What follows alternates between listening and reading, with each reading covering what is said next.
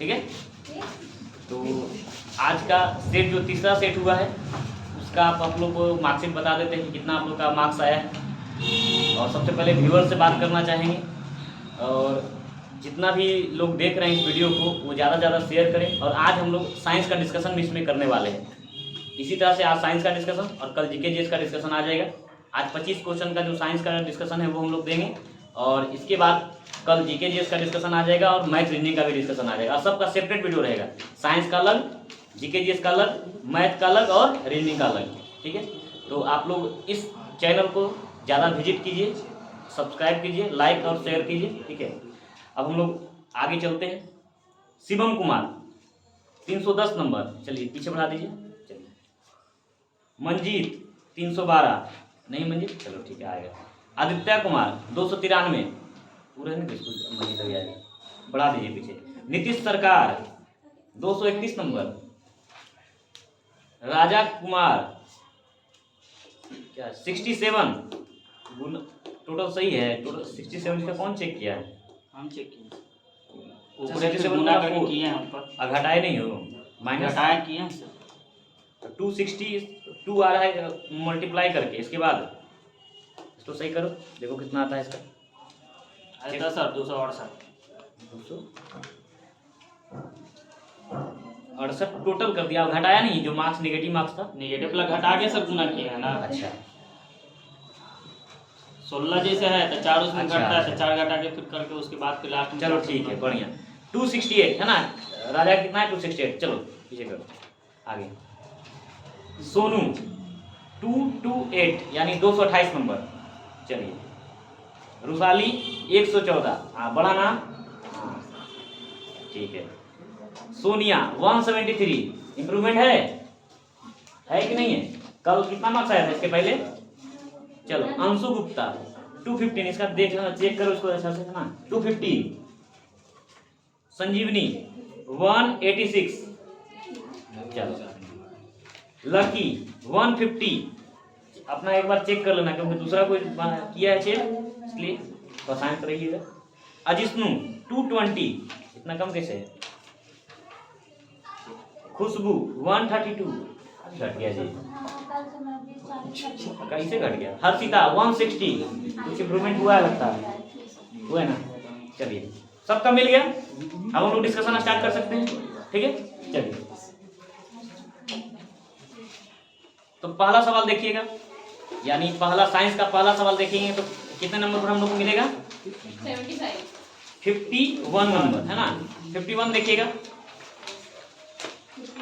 हाँ 51 देखिए, कह रहा है जब प्रकाश एक से दूसरे माध्यम में प्रवेश करती है तो उसके तरंगदैर्घ्य पर क्या प्रभाव पड़ेगा? तो बताइए क्या प्रभाव पड़ेगा? अब परिवर्तित है, अपरिवर्तित की परिवर्तित? परिवर्तित। देखिए एक माध्यम से जब दूसरे माध्यम प्रकाश जाता है तो माध्यम में चेंज होने के कारण उसके वेग में परिवर्तन आता है, तरंगदैर्घ्य में परिवर्तन आता है। एक चीज में परिवर्तन नहीं आता है, वो होता है आवृत्ति, फ्रीक्वेंसी में परिवर्तन नहीं आता है, बाकी सब चीज बदलेगा। उसका रास्ता बदल जाएगा, वेग बदल जाएगा क्योंकि माध्यम बदल रहा है, और वेग बदलेगा तो तरंगदैर्घ्य भी बदल जाता है, तरंगदैर्घ्य भी बदलता है, ठीक है। इंग्लिश में तरंगदैर्घ्य को बोलते हैं वेवलेंथ और आवृत्ति को बोलते हैं फ्रीक्वेंसी। अपवर्तन को रिफ्रैक्शन, ठीक है। चलिए तो ये क्या होगा? ऑप्शन नंबर 51 का ए सही है, ठीक है। थोड़ा आप लोग शांत रहिएगा, ठीक है, तो बेहतर रहेगा, सुन पाइएगा बेहतर से, ठीक है। अब व्यूवर्स को भी सुनने में मजा आएगा, तब ना चैनल को लाइक करेंगे, सब्सक्राइब करेंगे, ठीक है। हाँ ठीक है। 52 वीडियो कंटिन्यू हो रहा है, बढ़ रहा है? नहीं सर चालू नहीं है, चालू ही नहीं है, अच्छा चालू है। चलो ठीक है आइए। 52 देखिए, कह रहा है ए साइड पद्धति में कितने मूल मात्रक होते हैं? तो कितने होते हैं? 7 है ना, 7 होते हैं। कौन कौन होते हैं?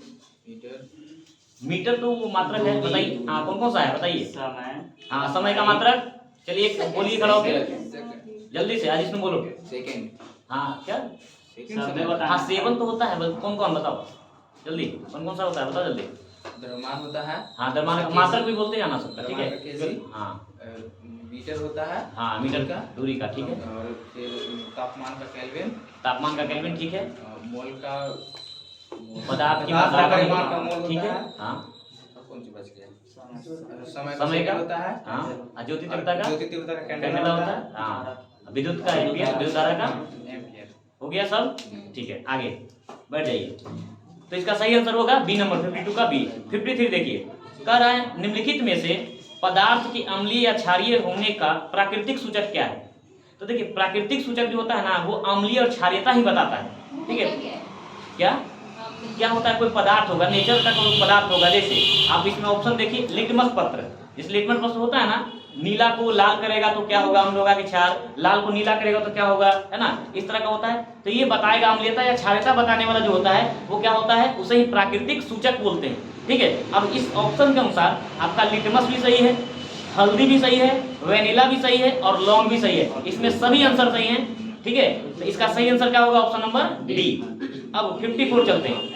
सर अम्लीय और क्षारीय एसिड बेस लिखा हुआ है। हाँ, एसिड और बेस, बहुत बढ़िया, एसिड और बेस, ठीक है। जिसका पीएच मान 7 से कम होगा एसिड, जिसका पीएच मान 7 से ज्यादा होगा क्षार यानी बेस होगा, और जिसका पीएच मान 7 होगा उदासीन होगा यानी लवण का प्रकृति का होगा, ठीक है। सर ये मतलब दिया क्या है, ये समझ में नहीं आ रहा। कहाँ क्या दिया हुआ है, ये देखिए इस तरह का जो सवाल आएगा ना, इसमें थोड़ा शांत रहिए। इस तरह का जो सवाल आएगा तो आपको कैसे सॉल्व करना है, इसमें कुछ प्राकृतिक सूचक को आपको ध्यान में रखना है, ठीक है। कुछ प्राकृतिक सूचक हम आपको लिस्ट भी लिखवाएं। ये बताएगा, ये हल्दी बताएगा कि अम्लीय है या क्षारीय है। हाँ, उसमें अम्लता और क्षारीयता में रंग परिवर्तन होता है, इस तरह का हम आपको बताए हुए लिस्ट में। तो ये आपको बस अभी ध्यान में रखना कि कौन कौन सा बताएगा, अम्लीय क्षारीय सूचक कौन है, कौन अम्लता बताएगा, कौन क्षारीयता बताता है ना। अम्लीय में जाएगा तो ये कैसा होगा, कैसा कलर का हो जाएगा, क्षारीय में जाएगा तो ये कैसा कलर का होगा, जैसे लिटमस पत्र का है ना, लाल लिटमस पत्र अम्ल में जाएगा तो कैसा होगा, लाल वाला अम्ल में जाएगा तो लाल रहेगा तो लाल ही रहेगा, अम्ल में लाल है तो लाल ही रहेगा, और हाँ नीला रहेगा तो लाल हो जाएगा, नीला रहेगा तो लाल हो जाएगा। और क्षारीय में लाल है तब नीला होगा, क्षारीय में लाल है तो नीला। तो कलर परिवर्तन हो रहा है कि नहीं, एक तरह से इंडिकेट कर रहा है कि नहीं। अब क्या मिल गया इसमें, इसमें क्षार मिल गया, अब क्या मिल गया इसमें, अम्ल मिल गया। तो यही बताता है कि अम्लीय मिल रहा है कि क्षारीय मिल रहा है। तो जो बताएगा सूचक, इंडिकेटर, ठीक है। चलिए, तो इस तरह से इसका सही आंसर 53 का क्या होगा, डी नंबर। अब 54 पर चलते हैं, ठीक है। फाइबर ऑप्टिकल्स किस सिद्धांत पर काम करता है, बताइए। आंतरिक परावर्तन। हाँ, पूर्ण आंतरिक परावर्तन। सबसे मजा वाला बात क्या है ना, इसको ये इसका ऑप्शन जो है ना, बहुत बढ़िया बेहतरीन ऑप्शन बनाया है। पूर्ण आंतरिक अपवर्तन भी लिखा है। क्या पूर्ण आंतरिक अपवर्तन होता है क्या, नहीं होता, लेकिन ऑप्शन बनाया, इसलिए आप अच्छा सवाल को पढ़िएगा। कितना लोग हड़बड़ा के पूर्ण आंतरिक देखा, उसके बाद अपवर्तन है कि परावर्तन है वो देखा ही नहीं होगा। इसलिए पहले क्वेश्चन को हम बोले, ऑप्शन को भी देखना है बढ़िया से। इसका सही आंसर सी में लिखा हुआ है, संपूर्ण आंतरिक परावर्तन, ठीक है। इसी को बोलते हैं टोटल इंटरनल रिफ्लेक्शन, TIR, ठीक है।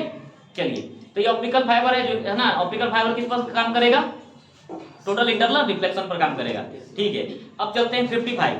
बर्तनों को चमकीला बनाने के लिए किसका प्रयोग किया जाता है, किसका प्रयोग किया जाता है, जिंक ऑक्साइड का। किसका प्रयोग करते हैं, जिंक ऑक्साइड का, ठीक है। कुछ अन्य पदार्थ है उसका भी करते हैं, जैसे सिलिकॉन ऑक्साइड, लिख लो सिलिकॉन, SiO2, सिलिकॉन डाइऑक्साइड, ठीक है, SiO2, ठीक है, SiO2। एल्युमिनियम ऑक्साइड लिख लीजिए, Al2O3, कुछ अन्य पदार्थ हो सकता है। अगला बार जिंक ऑक्साइड ना देखिए, यही सब दे दे, ठीक है। चलिए, अब आगे हम लोग देखते हैं मेढक के संबंध में निम्नलिखित असत्य कथन कौन सा है। मेढक के संबंध में पूछा कौन सा असत्य कथन है। तो पहला, त्वचा से सांस लेता, तो सही बात है, त्वचा से सांस लेता। जब मिट्टी के अंदर होता है तो त्वचा से ही सांस लेता है वो, ठीक है। जब में रहेगा तो गलफड़ा से सांस लेगा, गिल से, और ऊपर आएगा तो फेफड़ा से सांस लेगा पूरा, ठीक है। तो मेढक के बारे में हो गया। अब दूसरा, शीत रक्त प्राणी। हाँ, शीत रक्तीय प्राणी, ये अपना टेम्परेचर के अनुसार क्या करता है, अपना शरीर का तापमान को फिक्स करता है, नियंत्रित करता है। तो शीत रक्तीय प्राणी हो गया। आगे सी नंबर में कह रहा है, कायांतरण में आंत बड़ी हो जाती नहीं। जैसे से कायांतरण का मतलब, काया का मतलब शरीर, अवंतरण मतलब काया जब ये छोटा से बड़ा होता है, तो छोटा से बड़ा होने के दौरान इसका आंत बड़ा नहीं होकर छोटा होता है। क्या होता है, आंत छोटा होता है। इसलिए इसका आंत छोटा होता जाता है, क्योंकि ये मांसाहारी भी होता जाता है, ये मांस को भी खाता है, यानी छोटा छोटा कीड़ा मकोड़ा को भी खाता है, तो इसको पचाने में सुविधा करता है। आंत इसका छोटा होने से क्या होता है, ये मांस को आसानी से पचा सकता है, ठीक है। इसलिए सही आंसर इसका क्या हो जाएगा, सी नंबर, आंत बड़ा नहीं होकर क्या होता है, छोटा होता है, ठीक है। और ऑप्शन डी तो आप जानते हैं, उभयचर, ठीक है। आगे 57, निम्न में से कौन सा रसायन मच्छर भगाने वाली दवा में सक्रिय रूप से प्रयोग में लाई जाती है? तो इसका सही आंसर हो जाएगा बी, एलिथ्रीन। जो आप जलाते हो ना, जो कॉइल वगैरह, उसमें एलिथ्रीन का यूज होता है। ठीक है, चलिए तो ऑप्शन नंबर 20 का सही है। अब आगे देखते हैं 58। देखिए, एक कार्बन क्रेडिट का मान कितना होता है? एक कार्बन क्रेडिट का मान होता है 1000 किग्रा कार्बन डाइऑक्साइड। 1000 किग्रा कार्बन डाइऑक्साइड, इसका सही आंसर क्या होगा? 1000 किग्रा कार्बन डाइऑक्साइड। ठीक है, तो ऑप्शन नंबर सी। अब 59 देखिए, मानव शरीर के भार का कुल कितना हिस्सा ऑक्सीजन होता है? कितना होता है बताइए? 65। बहुत बढ़िया, 65% होता है केवल ऑक्सीजन। अच्छा, कुछ अन्य तत्वों का भी नाम लिख लीजिए कि इसका योगदान भी हो सकता है। अभी पूछा क्या? ऑक्सीजन। अगला के बारे में पूछ सकता है, तो थोड़ा सा लिख लीजिए। जैसे हाइड्रोजन होता है 10%। देखिए, हाइड्रोजन कितना होता है? 10%। तब ना हमारे शरीर में केवल क्या है? पानी पानी बोलते हैं ना। मानव शरीर जो होता है पानी भरा हुआ है, केवल शरीर में भरा हुआ है ना। ठीक है, अगला कैल्शियम, यानी सबसे अधिक धातु कौन सा होता है? तो कैल्शियम होता है। तो लिखिए 1.4% कैल्शियम। यदि अगला बार पूछ दे कि मानव शरीर में सबसे अधिक धातु कौन है, तो कौन सा? 1.4% कैल्शियम। ठीक है, 1.4%। ठीक है, 1.4%। चलिए, फास्फोरस 1.1% होता है। फास्फोरस 1.1%। याद रखिएगा, ज्यादा नहीं तो 2 को कम से कम याद रखिए, हाइड्रोजन, उसके बाद क्या? कैल्शियम। ठीक है, चलिए अब आते हैं कैल्शियम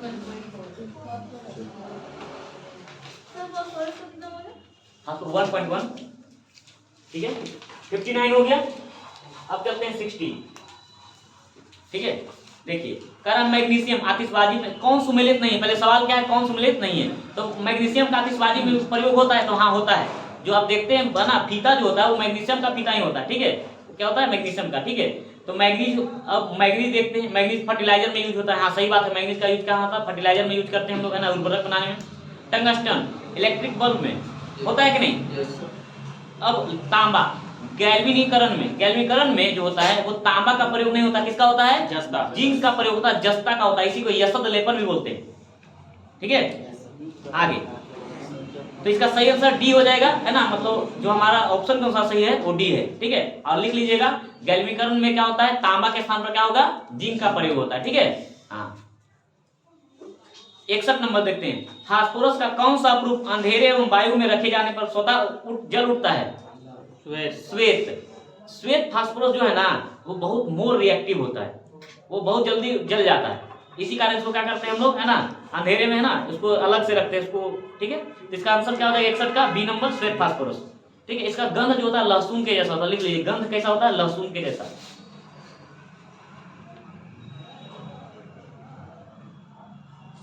हाँ, और वायु में आते के साथ क्या होता है? जलने लगता है। ठीक है, चलिए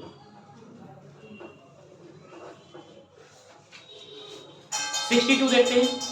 कह रहा है किसकी मात्रा अम्ल वर्षा में सबसे अधिक होती है? तो अम्ल वर्षा में पहले होता क्या क्या है बताइए? अम्लीय वर्षा में क्या क्या होता है? सल्फ्यूरिक एसिड और नाइट्रिक एसिड नहीं होता है, HNO3 भी होता है। तो उसमें दोनों दिया हुआ है ना। सल्फ्यूरिक एसिड सबसे अधिक होता है, सल्फ्यूरिक एसिड, और उसके बाद अनुपात किसका होता है? नाइट्रिक एसिड का। तो लिखिए बगल में 70% होता है, और उसके बाद इसका नाइट्रिक एसिड का मान घटते बढ़ते भी रहता है, लेकिन है ना, बाकी सल्फ्यूरिक एसिड का मान लगभग 70% रहता ही रहता है। ठीक है, तो लिख लिए लगभग 70%। तो सबसे ज्यादा कौन होगा? Sulphuric acid. और अम्लीय वर्षा से बहुत ज्यादा नुकसान होता है। और आप याद कीजिए, जो भी आप संगमरमर को सबसे ज्यादा नुकसान होता है अम्लीय वर्षा से। सबसे अधिक किसको नुकसान होता है? संगमरमर को। ताजमहल सफेद संगमरमर का बना हुआ है। ठीक है, तो आप सुने होंगे कि ताजमहल के 5 किलोमीटर के परिधि में गाड़ी मोटर जो होता है, वाहन जो होता है, ले जाना मना है, वो बैन कर दिया गया। क्यों? क्योंकि अम्लीय वर्षा से ताजमहल का चमक जो है अब धीरे धीरे फीका होता जा रहा है ना, उस पर पीलापन जैसा आते जा रहा है। इसलिए क्या किया गया है? 5 किलोमीटर के एरिया में उसको क्या किया गया है ना, परिवहन चालन बंद कर दिया गया है। ठीक है, चलिए, तो इसका सही आंसर हो गया क्या? B number. 63 देखते हैं, सांस लेने एवं छोड़ने की क्रिया के दौरान कौन सी गैस की मात्रा प्रभावित नहीं होती है? तो इसका सही आंसर क्या होगा? नाइट्रोजन। इसका सही आंसर क्या होगा? नाइट्रोजन। जितना ली हवा में नाइट्रोजन की मात्रा 78%, और जितना लेते हैं उतना ही ऑक्सीजन है ना, उतना ही क्या होता है, सांस छोड़ने के समय बाहर आ जाता है, यानी इसकी मात्रा में कोई तरह का परिवर्तन नहीं होता है। लेकिन परिवर्तन होता है किसका, ऑक्सीजन का, कार्बन डाइऑक्साइड का। तो कार्बन डाइऑक्साइड का कितना परिवर्तन होता है और ऑक्सीजन का कितना होता है उसको देखते हैं। तो ऑक्सीजन बताइए क्या कर रहे, क्या हो रहा है। हाँ, ऑक्सीजन देखिए, ऑक्सीजन की मात्रा जो है हवा में कितना है बताइए। हवा में ऑक्सीजन की मात्रा 21%। लेकिन जब हम हवा को क्या करते हैं, अंदर ले आता है, हमारे सांस लेते हैं, और जब सांस छोड़ते हैं ना तो 21% में केवल 17% ही बचता है, यानी बाहर कितना आता है 17%। हवा में, हवा से कितना गया 21% और बाहर कितना आया, तो लिख लीजिए सांस लेते वक्त यानी हवा में 21% ऑक्सीजन लिखिए, हवा में, और नीचे लिखिए ऑक्सीजन, हवा में नीचे लिखिए ऑक्सीजन 21% और डैश देके लिखिए बाहर, मतलब सांस छोड़ने वक्त हमारा कितना होगा 17%। ठीक है। कार्बन डाइऑक्साइड, ऐसे हवा में कितना है कार्बन डाइऑक्साइड की मात्रा 0.03% है। लेकिन जब हम लोग सांस लेते हैं उस समय रहता है इसका मात्रा 0.03%। जब सांस छोड़ते हैं तो इसके साथ क्या होता है 4%। कितना होता है 4%। लिखिए हवा में 0.03% और डैश बाहर करते वक्त हम क्या कितना होता है 4%। कितना हो जाता है 4%। 4% या 0.4? 4%, पूरा 4%, होल 4%। ठीक है, चलिए। अच्छा, जलवाष्प, जब हम लोग अभी एयर ले रहे हैं, अभी भी मौसम में आर्द्र है ना, हवा में आर्द्रता होता है कि नहीं होता है, तो हम लोग आर्द्रता लेते हैं, हम लोग ग्रहण करते हैं, तो ये केवल आधा % होता है लेते वक्त। कितना, तो लिखिए हवा में नमी ऐसे नॉर्मली जो होता है 0.5%, 0.5%। और जब हम सांस छोड़ते हैं उस समय कितना होता है 6.2%, 6.2%। हाँ, जलवाष्प। ठीक है, आप ऐसे भी देखिए ना, अभी आपको गर्मी में नहीं, ठंडा में बहुत आसानी से दिखेगा, है ना। आप मुंह फाड़ के बाहर कीजिए, है ना, उसके बाद पता चलेगा अच्छा हम, है ना, जैसे कैसे दिखाता है टीवी में, धारावाहिक में, भक्ति मूवी देखिएगा तो उसमें देखा गया राक्षस कैसे आग निकालता है, मुंह से धुआं निकाल देता है, वैसे आपको लगेगा ठंडा में क्या हम भी कर सकते हैं, नहीं। हाँ, ठंडा में कर सकते हैं, गर्मी में नहीं। आग नहीं निकालना है, तो शांत रहिए। आगे, ठीक है, अगला सवाल देखते हैं। इसका सही आंसर क्या हो गया, बी नंबर नाइट्रोजन। ठीक है, चलिए अगला 64 नंबर देखते हैं। मानव शरीर में पाई जाने वाली सबसे छोटी हड्डी और बड़ी हड्डी फीमर। बहुत बढ़िया, फीमर बगल में लिखा हुआ है ना, उस जांग की हड्डी क्या होती है, फीमर, है ना, उसको लिखिए सबसे बड़ी हड्डी। चलिए अगला 65 देखिएगा। कास्टिक सोडा का रासायनिक सूत्र है, अभी पढ़ी रहे हैं, क्या होता है रुसाली बताओ। हाँ, कास्टिक सोडा का क्या होता है NaOH। अच्छा, कास्टिक पोटास का क्या होता है KOH, है बगल में ऑप्शन KOH। ठीक है, बहुत बढ़िया। अच्छा, NaHCO3 सोडियम बाई कार्बोनेट, इसको क्या बोलते हैं, किस नाम जानते हैं, खावन सोडा। हाँ, खाने वाला सोडा या बेकिंग सोडा, लिखिए बगल में, ये सब आदत डालिए लिखने का।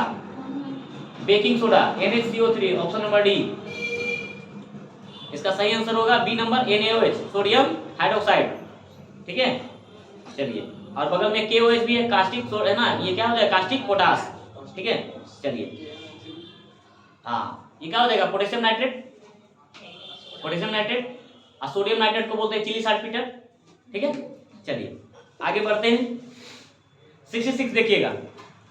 निम्नलिखित तत्वों में से पृथ्वी पर सबसे भारी प्राकृतिक तत्व कौन सा है बताइए। यूरेनियम। हाँ, दिए गए ऑप्शन के अनुसार क्या हो जाएगा यूरेनियम। लेकिन ऐसे पूछेगा, ऐसे पूछेगा कि धरती पर सबसे अधिक भारी तत्व या भारी धातु कौन सा है, तो ओस्मियम। कौन सा हो जाएगा ओस्मियम। लिख लीजिए, पृथ्वी पर सबसे भारी तत्व या धातु कौन सा हो जाएगा, ओस्मियम। OS, उसका संकेत क्या था OS। ठीक है, चलिए, तो इसका सही आंसर हो जाएगा यूरेनियम। अब हल्का में कौन हो जाएगा, हल्का में तत्व बताइए, सबसे हल्का तत्व हाइड्रोजन। क्या होगा, हाइड्रोजन। हाँ, हाइड्रोजन। हम लोग गुब्बारों में हीलियम का प्रयोग करते हैं, या फिर जो वायुयान का जो है ना, उसमें हम लोग क्या करते हैं प्रयोग, वायुयान का जो टायर होता है उसमें हम किसका प्रयोग करते हैं, हीलियम का। क्यों करते हैं, क्योंकि हाइड्रोजन जो होता है ना, एक समय आने पर वो विस्फोटक बन जाता है ना, विस्फोट हो जाता है। हवा के साथ मिलकर क्या होता है, विस्फोट बना करता है। इसी कारण हम हीलियम का प्रयोग करते हैं क्योंकि वो अक्रिय होता है। ठीक है, हल्का जरूर है हाइड्रोजन, लेकिन हम लोग उसको गुब्बारे में प्रयोग नहीं करते। ठीक है, तो सेकेंड वाला को लेंगे, जब वो मोर ज्यादा रिएक्टिव हो जाता है तो क्या करेंगे उसको। चलो आदित्य ध्यान से, हाँ चलो हिल रहा है वहाँ, ठीक है चलो आगे बढ़ो। ठीक है, आगे बढ़ते हैं। 66 हो गया, 67 देखते हैं। निम्नलिखित में से कौन तना का उदाहरण नहीं है। तना का उदाहरण नहीं है तो पहले तना का उदाहरण देखो कौन कौन है। इस तरह का जब भी नहीं वाला है ना तो पहले देखो है कौन, तो नहीं अपने मिल जाएगा। क्लियर, तो देखो कौन कौन है। आलू है, तना का उदाहरण है। गन्ना तना का उदाहरण है। अदरक तना का उदाहरण है। और शकरकंद जड़ है, शकरकंद जड़ है। सलजम जड़ है। गाजर जड़ है। ठीक है, ठीक है, देखिएगा जिसका नाम नीचे नुकीला जैसा बना रहेगा ना, तो नुकीला, ठीक है, और जैसे पतला सा जड़ जैसा जाते रहेगा वो सब क्या हो जाएगा, जड़। ठीक है, चलिए तो इसमें सही आंसर सी हो जाएगा। 68 देखेंगे। अभावजन्य रोग किसे कहते हैं। अभावजन्य का मतलब होता है किसी चीज का कमी होना। अभाव का मतलब कमी होना। अब कमी से होना, जैसे प्रोटीन की कमी से, विटामिन की कमी से रोग होने वाला। तो अब देखिए सही आंसर इसका क्या हो जाएगा, पोषक तत्वों के अभाव के कारण होने वाला। ऐसे तो आपका प्रोटीन भी ठीक है। ऑप्शन नंबर में क्या, ए में क्या दिया है, प्रोटीन की कमी से होने वाला रोग। ऑप्शन बी में दिया है विटामिन से, लेकिन विटामिन और प्रोटीन तो पोषक तत्व है ना, तो एक केवल एक ही को हम मान करते हैं, खाली प्रोटीन। विटामिन से कमी होने वाला रोग नहीं होता है, बहुत सारा होता है। तो और भी अन्य चीजों से भी होता है कि कमी से होता है रोग। तो सीधा हमारा आंसर क्या होगा, पोषक तत्वों की कमी से होने वाला रोग को हम क्या बोलेंगे, अभावजन्य रोग। ठीक है, चलिए और 69 देखते हैं। मलेरिया से प्रभावित होने वाला अंग कौन सा है, प्लीहा या तिल्ली। इसे स्प्लीन भी बोलते हैं। क्या बोलते हैं, स्प्लीन। हाँ, स्प्लीन, प्लीहा या तिल्ली। ठीक है, इसको आरबीसी का कब्रगाह बोलते हैं। बोलते हैं कि नहीं, आरबीसी को क्या बोलते हैं, सॉरी ये प्लीहा को क्या बोलते हैं, आरबीसी का कब्रगाह। ठीक है, चलिए एक बात और जान लीजिए। मलेरिया किस मच्छर से फैलता है, किस मच्छर के काटने से होता है, मादा एनोफिलीज। कौन सा, मादा एनोफिलीज। ठीक है, अगला। अच्छा, ये कौन सा प्रोटोजोआ होता है, प्लाज्मोडियम। हाँ प्लाज्मोडियम है ना, प्लाज्मोडियम प्रोटोजोआ। ठीक है, बहुत बढ़िया। लिखना चाहते हैं तो लिख लीजिए। ऐसे तो हम बायो में पढ़ा ही चुके आप लोग को, जो पढ़े हैं ठीक है, और जो नहीं पढ़े हैं लिखते जाइए। इसी तरह से 2-2 पॉइंट डेली सीखिएगा, 4-4 पॉइंट, तो बहुत हो जाएगा आपके लिए। ठीक है, यही होता है डिस्कशन में, हम हर सवाल में कुछ ना कुछ 2-4 पॉइंट जोड़ते जाएंगे, हमारा बहुत हो जाएगा। और इसके लिए आप एक कॉपी अलग से रखिए। जो कॉपी बना ली है बहुत अच्छा, जो नहीं बनाए वो ध्यान दीजिए कि कॉपी बना लीजिए। ठीक है, चलिए 70 नंबर देखिएगा। 70 नंबर देखते हैं। ठीक है, कर रहा है वस्त्र निर्माण में प्रयोग में लाए जाने वाले ऐसे पदार्थ जिनका स्रोत पादप नहीं है। अब जिसका स्रोत पादप नहीं होगा यानी वो क्या होगा, कृत्रिम रूप से बनाया जाएगा, आर्टिफिशियल होगा। पादप का मतलब पौधा है ना। जैसे हम लोग क्या करते हैं, धागा बनाने में हम पटसन का प्रयोग या हम लोग कपास का प्रयोग करते हैं कि नहीं करते हैं, तो नेचुरल हो जाएगा। लेकिन हम क्या करेंगे, जब आर्टिफिशियल बनाएंगे तो हम क्या करेंगे, केमिकल का प्रयोग करेंगे। ठीक है, तो अब इसमें जैसे आप सुनेंगे पॉलिस्टर, नाम सुने पॉलिस्टर का, पॉलिस्टर का कपड़ा है। एक्रिलिक, ठीक है, तो लिखिए नायलॉन, जिसका आप ब्रश देखिए, आप तो सब घर में होगा ना, सबके होगा, सबको सब ब्रश होगा। अब दतमन तो बहुत कम ही लोग करता है, दतमन है ना, सब ब्रश ही करता है सीधा रखा। तो ब्रश का जो आप धागा देखे ना, वो नायलॉन सिक का बना होता है। ठीक है, नायलॉन का बना होता है। जो ब्रश का जो धागा आप देखे, जो रेशा होता है, वो नायलॉन का बना होता है। ठीक है, चलिए आगे बढ़ते हैं। जिसका सही आंसर हो जाएगा संश्लिष्ट तंतु, यानी आर्टिफिशियल फाइबर। संश्लिष्ट का मतलब होता है आर्टिफिशियल, बनाया हुआ, जिसको मैनमेड है ना, जो मैनमेड है। ठीक है, तो सही आंसर क्या हो जाएगा, ए नंबर, संश्लिष्ट तंतु। अब कुछ उदाहरण इसका लिए क्या क्या होता है तंतु में, पॉलिस्टर, नायलॉन, पॉलिस्टर, नायलॉन और एक्रिलिक।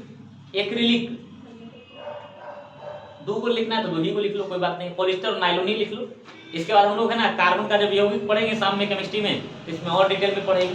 ठीक है, चलिए 71 निम्नलिखित में कौन सा अनुवांशिक रोग नहीं है। अनुवांशिक रोग समझते हैं, हाँ होता क्या है बताओ, कौन सा रोग होगा बताओ। अनुवांशिक रोग क्या होता है, ये जो जन्मजात हो, इसका कोई इलाज हाँ नहीं, जो पीढ़ी बाई आ गया। हाँ बालाजी, हाँ हेरिडिटरी होता है। इसको वंशानुगत रोग भी बोलते हैं ना, एक वंश से है ना, जेनेटिक रोग भी बोलते हैं इसको है ना। एक वंश से चलता हुआ ये आगे एक पीढ़ी से दूसरे पीढ़ी में बढ़ता है। ठीक है, पीढ़ी दर पीढ़ी ये रोग बढ़ता है। जैसे हीमोफीलिया, जी हीमोफीलिया था ब्रिटेन की रानी को था, जी है ना। हाँ, पूरा विश्व को हो गया नहीं, हाँ पूरे विश्व में फैल गया, पूरा विश्व को हो नहीं गया, पूरे विश्व में धीरे धीरे फैल गया, ठीक है। पूरा विश्व वाला का हीमोफीलिया हो ही जाता है, समझ रहे हो, ठीक है। हाँ, तो हीमोफीलिया एक कौन सा अनुवांशिक रोग है, ठीक है। फिर टर्नर सिंड्रोम, है ना, ये गुणसूत्र के कारण होता है, डिसऑर्डर, है ना, गुणसूत्र के डिसऑर्डर के कारण कौन सा होता है, टर्नर सिंड्रोम होता है। वर्णांधता, हाँ गुणसूत्र को बोलते हैं क्रोमोसोम, है ना, क्रोमोसोम के डिसऑर्डर के कारण, ठीक है। हाँ, और वर्णांधता का मतलब क्या है बताओ। Colour vision sir. हाँ, कलर विजन, इसमें लाल और हरा, दो कलर, लाल और हरा पहचानने में दिक्कत होता है, ठीक है। हाँ, तो लाल और हरा कलर क्या होता है, पहचानने में दिक्कत होता है, तो क्या होता है, कौन सा रोग होता है, वर्णांधता, यानी इसको बोलते हैं कलर विजन, ठीक है। हाँ, जिसको कलर विजन, रेलवे का नौकरी समझ लो, त्यागे दो, ठीक है। हाँ, कम से कम रेलवे का बता रहे हैं, ठीक है। आगे तो इसका सही आंसर होगा ए नंबर, है ना, डिमेंशिया। डिमेंशिया एक होता है ना यादाश्त की समस्या वाला, भूलने वाला बीमारी, है ना, डिमेंशिया को क्या बोलते हैं, भूलने वाला, ठीक है। हाँ, अल्जाइमर अलग है थोड़ा सा, डिमेंशिया अलग है, ठीक है, थोड़ा थोड़ा का, इसमें समस्या धीरे धीरे बढ़ता है, अल्जाइमर में एक बार हो जाता है, बहुत ही ज्यादा बड़ा। हाँ, अल्जाइमर में भूलने की बीमारी है, मस्तिष्क से संबंधित, ठीक है, ठीक है। डिमेंशिया उसका, है ना, उसका बच्चा हो गया छोटका, है ना। हाँ, डिमेंशिया अल्जाइमर का। हाँ, अल्जाइमर हो गया, बहुत वेट, है ना, ये दादा उसका, हाँ दादा को दादा बना है, ठीक है। आगे बढ़ते हैं। 72 हमारे शरीर का मुख्य रूप से ऊर्जा प्रदान करता है, तो हमेशा कौन शरीर को बताइए, क्या खाते हैं हम लोग सबसे ज्यादा, दाल खाते हैं कि चावल ज्यादा खाते हैं, चावल। रोटी ज्यादा खाते हैं कि सब्जी, सब्जी एक आग खाता होगा सब्जी ज्यादा, जैसे वो खाती है ना। बाकी मैक्सिमम लोग औसतन जो है रोटी ज्यादा खाते हैं और चावल ज्यादा खाते हैं। तो रोटी और चावल में ज्यादा क्या है, कार्बोहाइड्रेट, और भोजन में, है ना, ऊर्जा का मुख्य स्रोत जो होता है वो कार्बोहाइड्रेट होता है। क्या होता है, कार्बोहाइड्रेट। और तनिक, है ना, तुरंत क्षणिक ऊर्जा, एकदम तुरंत, है ना, हमको सबसे जल्दी ऊर्जा प्रदान करने में कौन होता है, कौन सा, कार्बोहाइड्रेट, है ना, हमको तुरंत देगा, इंस्टेंट एनर्जी उसको बोलते हैं, एकदम तुरंत त्वरित एनर्जी देने वाला। ड्रिंक में तो वही रहता हाँ, एनर्जी ड्रिंक में भी होता है, ऐसा नहीं कि उसमें होता है, ग्लूकोज होगा, है ना, उसमें ग्लूकोज का प्रयोग होगा, उसमें और दूसरा कार्बोहाइड्रेट का प्रयोग हो सकता है, ठीक है। तो ये कहीं शर्करा है ना, ग्लूकोज क्या है, एक तरह का शर्करा है, ठीक है। तो अब हम इसमें क्या होगा, सही आंसर क्या होगा, कार्बोहाइड्रेट। यदि आपसे कभी सवाल आ जाए कि हमको तुरंत एनर्जी लेना है तो हमको क्या चाहिए, कौन सा पोषक तत्व लेना चाहिए, तो कार्बोहाइड्रेट। और कार्बोहाइड्रेट में क्या, ग्लूकोज, सीधा सीधा क्या होगा, ग्लूकोज लेना है, ठीक है। चलिए अब आगे देखते हैं, तो इसका सही आंसर हो जाएगा ए नंबर 73 भीड़ नियंत्रण हेतु प्रयोग में लाई जाने वाली अश्रु गैस में कौन सी गैस होती है, अमोनिया, अमोनिया, ठीक है। अमोनिया बोले तो NH3, बगल में लिख लो NH3। आगे, ठीक है। हीलियम और आर्गन क्या है, हीलियम और आर्गन बताओ। अक्रिय गैस है, हीलियम का परमाणु संख्या, हीलियम का परमाणु संख्या 2 और आर्गन का परमाणु संख्या 18 और कार्बन डाइऑक्साइड 7 कार्बन डाइऑक्साइड को तो देखो 6 कार्बन डाइऑक्साइड का फॉर्मूला होगा, यौगिक है, उसका कहां से होगा परमाणु संख्या। हाँ, यही सब गलती करो, ठीक है। आगे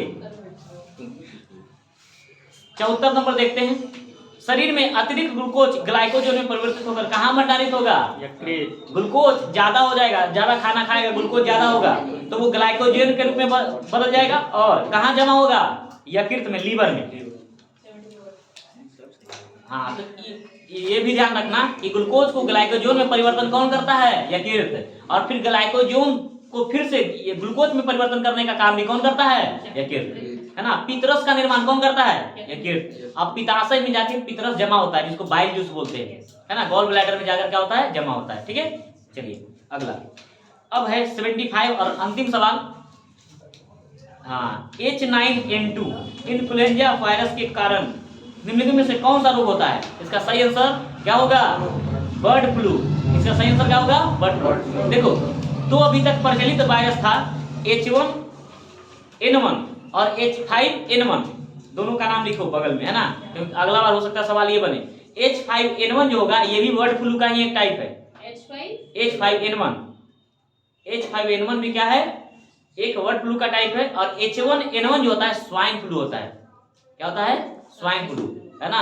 ये जहाँ है ना सुअर वगैरह जो होता है रईस इलाकों से, ना, इसलिए सुअर वगैरह को दूर रखा जाता है ना, सुअर से ही फैलता है ये, ठीक है, H1N1, ठीक है, स्वाइन फ्लू, ठीक है। चलिए, तो इस तरह से आपका आज का जो था डिस्कशन क्या हो गया, समाप्त। साइंस का डिस्कशन समाप्त हुआ और अगले आपको नेक्स्ट डे आपको क्या मिलेगा, जीके जीएस का और मैथ रीजनिंग का मिल जाएगा डिस्कशन, ठीक है। तो आज के लिए इतना ही, और थोड़ा सा प्रयास हम क्या करते हैं, आप लोग को भी दिखा दिया जाए, है कि नहीं, व्यूअर्स को क्या आप लोग को भी दिखा दिया जाए, ठीक है। तो सबसे पहले बोल देते हैं कि यदि अच्छा लग रहा है तो इस चैनल को क्या करना है, लाइक करना है, शेयर करना है और सब्सक्राइब करना है, ज़्यादा से ज़्यादा शेयर कीजिएगा, अच्छा लगेगा, ठीक है। तो आप लोग का सपोर्ट रहेगा तो हम लोग बहुत आगे तक जाएंगे, ठीक है। Okay, thank you.